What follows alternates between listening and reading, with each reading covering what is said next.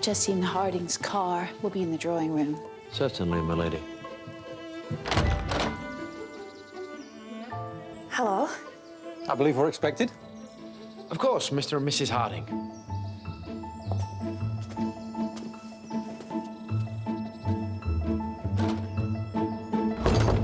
Would you like to leave your coats? Gwen? It is you, isn't it? Why didn't you telephone and say you were coming? I didn't know we were until this morning, or I would have. He said we were visiting somebody called Painswick.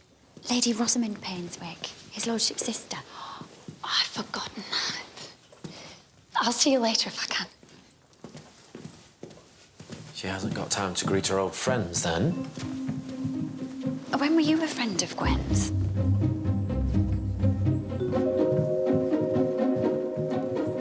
We're so pleased to see you. I want to hear all about Hillcroft. Why did you first get involved? Naturally, I'd be happy to take as much of the credit as possible, but it was really Mrs. Harding's idea. What was it that drew you to the work they were doing? Forgive me, but have we met?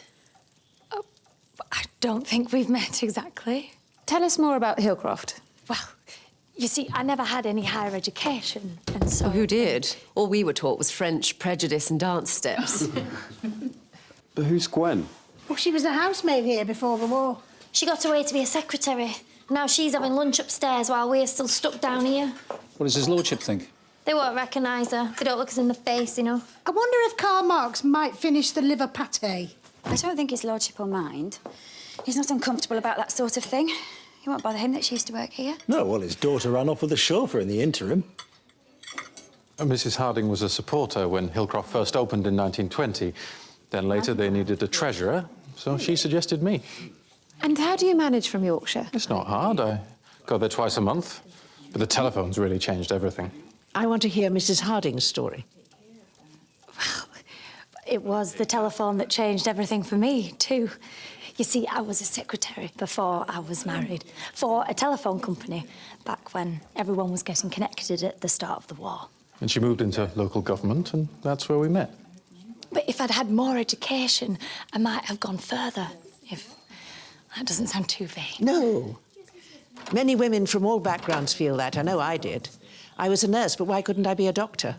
Barrow is at luncheon. It is, my lady. Shall we go in? I hope we'll have a chance to continue this conversation shortly. Yes, of course. When are you going Look at you. I don't mean to pretend. I didn't know we were coming to Downton until we turned into the drive. Does he not know you worked here? He knows I was a housemaid, so there's no pretense. But by the time we met, that was all in the past. I'm one to talk.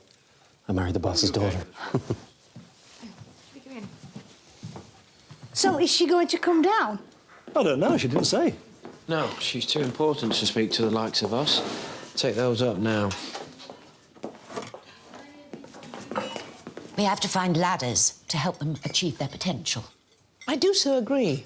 We can't afford to waste working women by not educating them. It's lucky Carson isn't here. Carson? Our butler. He's a traditionalist. You recall Mr. Carson, madam, surely?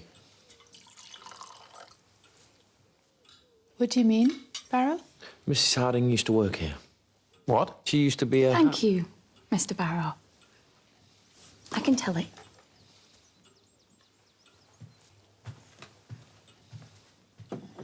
But I used to be a housemaid here for a couple of years before the war.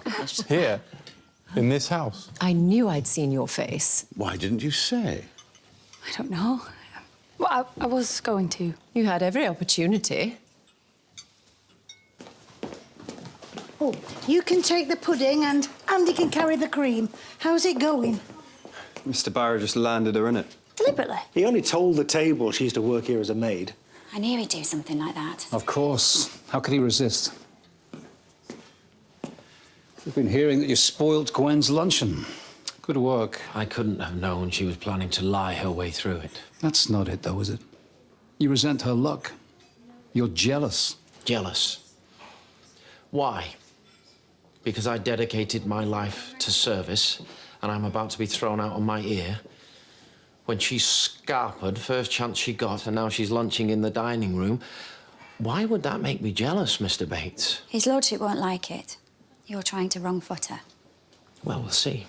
I know Lady Mary didn't like me being made a fool of. Now, in case I have to remind you all again, I am the butler. So please get on. It seems marvellous to me. You leave service, go into government. Now you're married to a prominent man. 20th century story. I agree. Welcome back. I just feel stupid for not recognizing you. Why should you? We never spoke. You worked here for 2 years and we never spoke to you. We're the ones in the wrong. No, I didn't mean it like that. It was a good job. But not good enough to stay. I didn't want to be in service my whole life, that's all. So you found an opportunity and took it. Brava. But I didn't find it. Lady Sybil found it. Sybil helped you. Yes. But she did everything. She looked out for the jobs, lent me clothes, drove me to the interviews. But one time, I remember the horse went lame and we both got stuck in the mud and the talking we had to do when we got back. I remember we were so worried, but she never said a thing about you. It was our secret pact. And then one day she cornered the man who was installing the telephone here and that's how I got my first job in business. She wouldn't let me into the library while you met him, so that was you.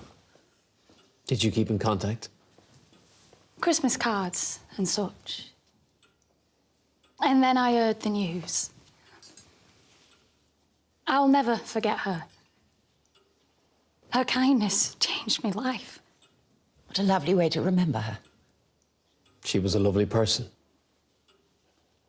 Darling Sybil. Thank you, Barrow, for reminding us of Mrs. Harding's time here. My pleasure, my lady.